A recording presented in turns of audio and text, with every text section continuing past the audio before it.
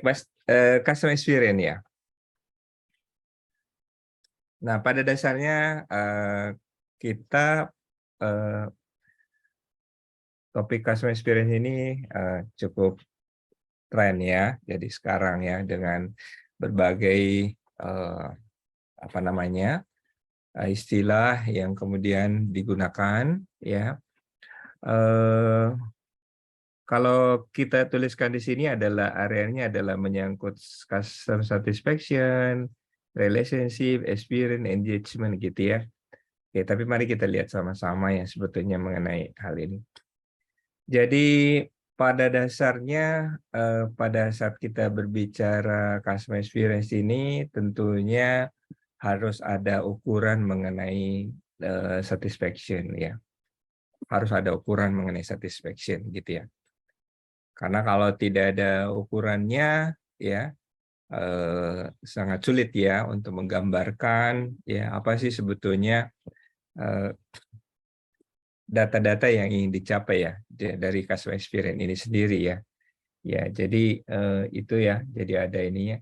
Tentunya, mungkin saja di dalamnya ada, customer profiling-nya sendiri, customer segmentation-nya, kayak tadi ya. Kalau di awal saya gambarkan di sini ya, ini ya, tema tema ini ya, ini customer di sini ya. Ya, tema ini menjadi cukup, kental ya dengan customer experience ini gitu ya. Ya, bagaimana, caranya ya relationship ini mulai dari acquisition, maintain, dan grow customer-nya yang menciptakan pengalaman-pengalaman baru ya dalam, experience-nya gitu ya. Nah, ini sangat cocok gitu ya tentunya ya. Ya, kalau mau dikorelasikan mengenai ini ya tentunya akan berkorelasi pada ini ya. Nanti akan kelihatan segmen customer, mana yang akan disasar, ya terus bagaimana tingkat kepuasan mereka dan lain-lainnya. Sangat korelasi dengan ini ya untuk customer experience ya. Oke, saya balik dulu ya ke ininya. Ya, jadi mana tadi? Ya, ini ya. Oke. Jadi sangat berkaitan pada customer satisfaction yang akan digagas di situ ya untuk mencapai experience-nya ya. Nah, background-nya. Jadi kalau ini background-nya lebih simpel dibandingkan tadi operation ya. Jadi kita lihat bahwa ada business opportunity, corporate strategy, customer demand, market risk, challenges gitu ya. Itu bisa dicantumkan sebagai bagian daripada experience yang akan di ini. Ya boleh juga ya menyangkut customer segmentation atau apa gitu ya. Tapi tentunya akan lebih kena kalau kita masukkan ke data analisisnya ya nantinya ya. Jadi pelanggan yang ingin ditangani gitu ya, ada peluang secara khusus Anda melakukan pendekatan gitu ya. Nah, di sini ada ya data analisis ya berkaitan pada background yang Anda tampilkan di depan tadi gitu ya. Ya, oke. Ya, grafik ya, grafik-grafik. Kalau boleh kita simpulkan sih pada saat kita data analisis kan kita ada kumpulan data-data, ya, kemudian kita analisis, kemudian lahirlah kesimpulan kan sebetulnya kayak gitu ya. Ya, jadi ini kesimpulan. Kesimpulan apa yang kita mau tarik dari data-data yang kita tampilkan, sehingga kita melahirkan program, gitu ya. Jadi jangan sampai kita scatter data, terus apa kesimpulan dari situ? Apa makna dari data-data yang kita kumpulkan? Nah, ini kadang-kadang kan kayak gitu rancu ya. Oke. Nah, jadi dari sinilah baru kita oke, ada peluang, ada objektif yang ingin dicapai dari situ. Nah, ini yang dicantumkan di sini. Apa objektif dari program ini? Apa yang mau dicapai? Apakah akuisisi, apakah retensi, apakah loyalitas, apakah apa gitu ya, akan dicapai gitu ya. Ya. Nah, kadang-kadang tidak bisa dibedakan gitu ya antara customer satisfaction dan customer experience-nya sendiri gitu ya. Nah, jadi harus bisa membedakan jadi perbedaan dari hal tersebut ya.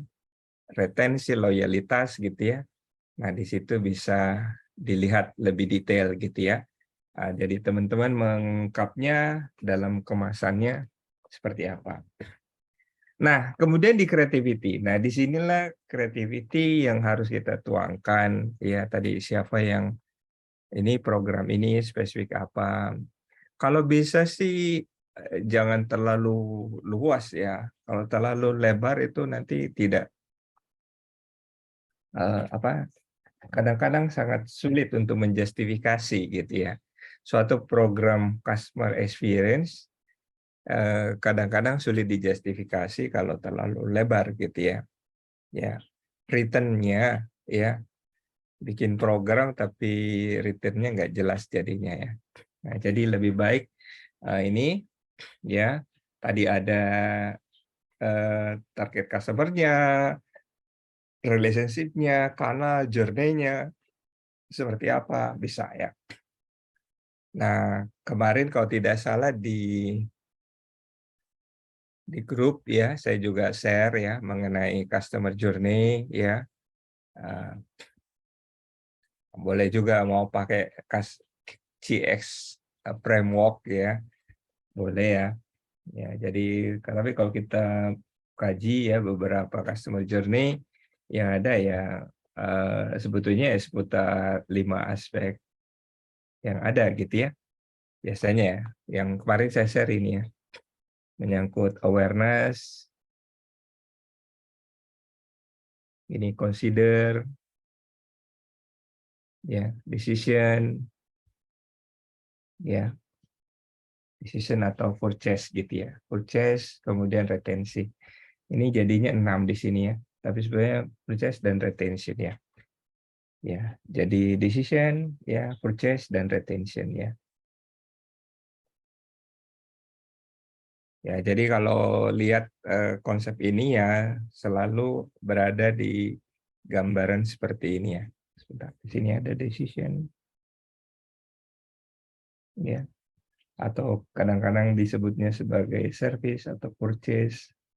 Jadi ada 5 aspek tersebut ya, yang sering lingkarannya ya, ya, customer journey-nya, ya. Eh, Konsep-konsep apa yang ditanamkan untuk setiap bagian ini ya bisa saja ya. Kadang-kadang ya banyak awareness-nya seperti di sini keluarin banyak marketing cost gitu ya.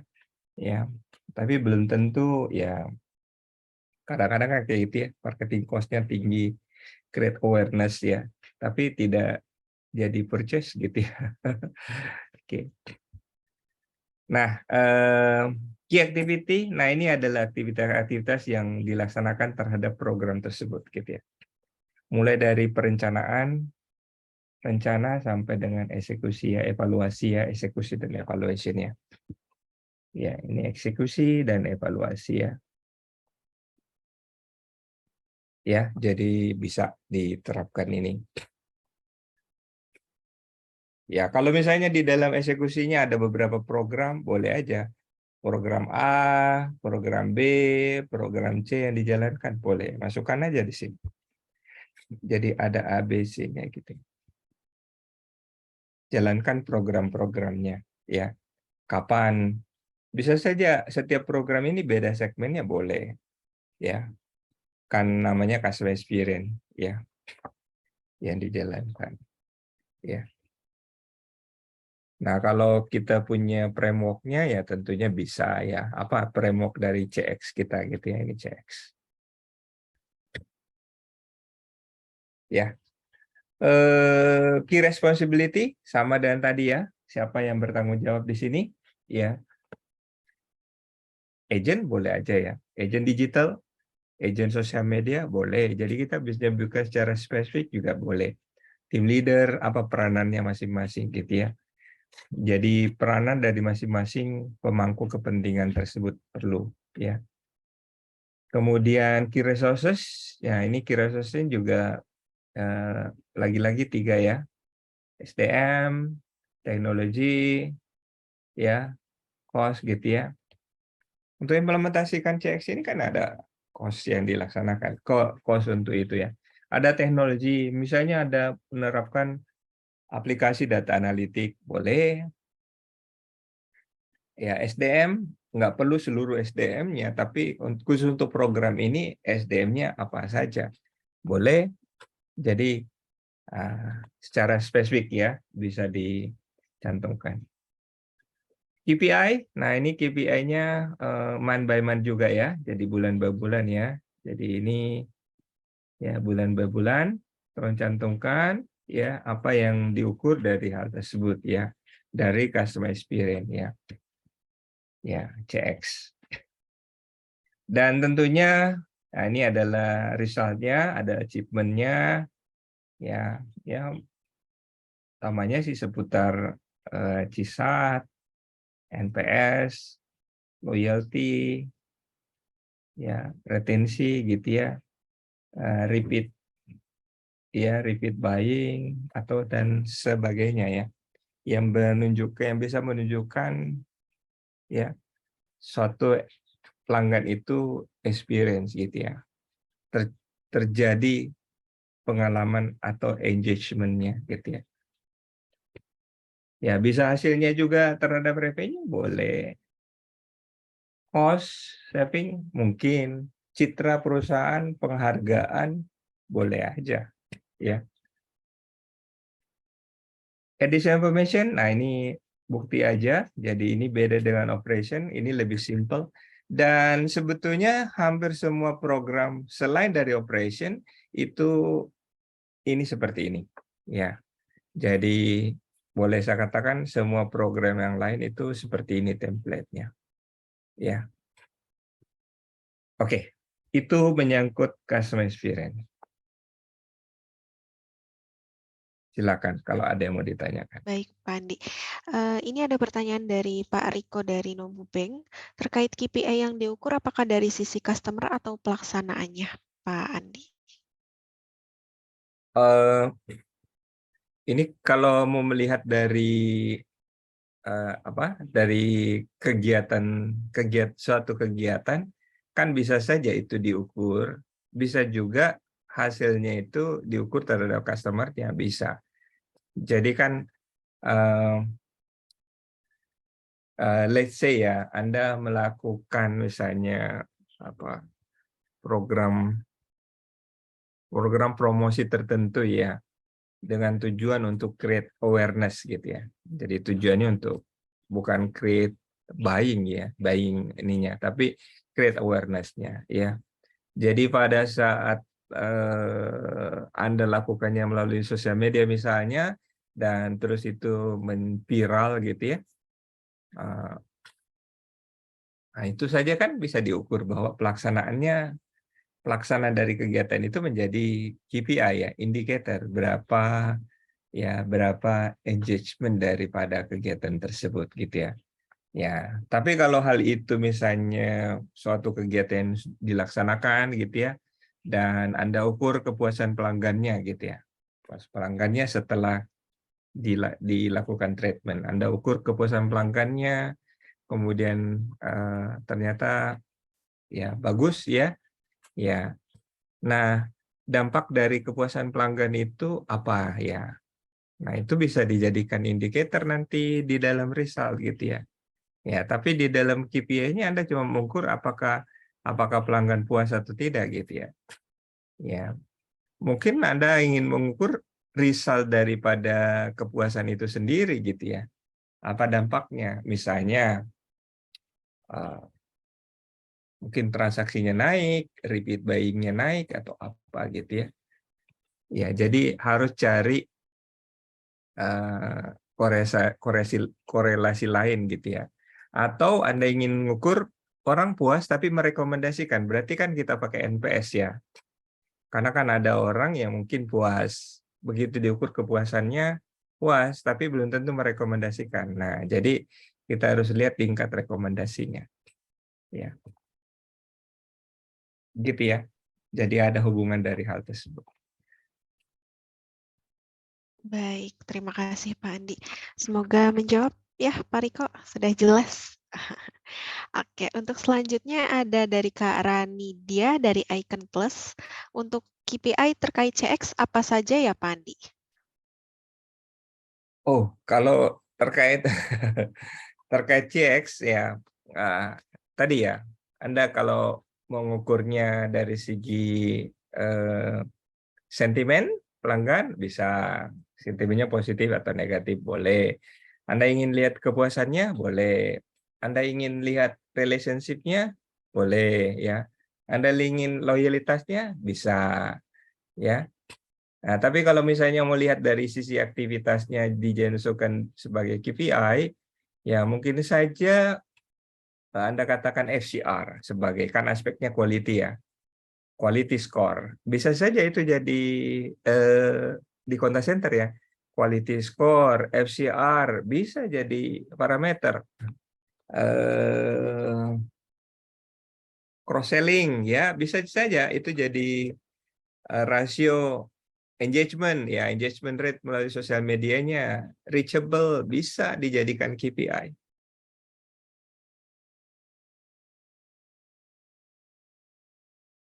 Ya. Oke, Bahkan baik. spesifik pelayanan pun bisa dijadikan KPI, spesifik pelayanan yang Anda tuju gitu ya.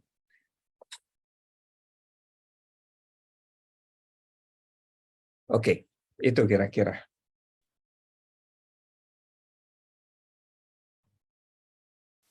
Baik, silakan untuk rekan-rekan lainnya. Kayaknya sih sudah dapat idenya ya. Rata-rata teman-teman sudah